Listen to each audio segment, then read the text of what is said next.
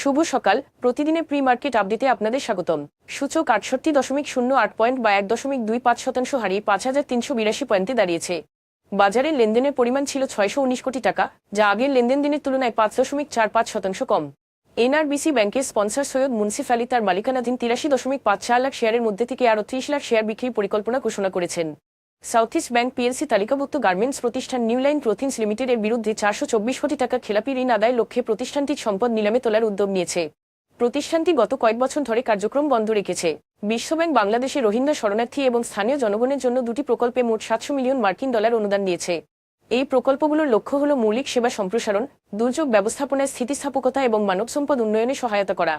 চলতি অর্থবছরের প্রথম 2 মাসে জুলাই আগস্ট রাজস্ব আদায় আগের বছরের একই সময়ের তুলনায় প্রায় 21% বৃদ্ধি পেয়েছে। এই প্রবৃদ্ধির পেছনে রাজনৈতিক স্থিতিশীলতা একটি বড় ভূমিকা রেখেছে বলে ধারণা করা হচ্ছে। এখন এ পর্যন্তই, ধন্যবাদ।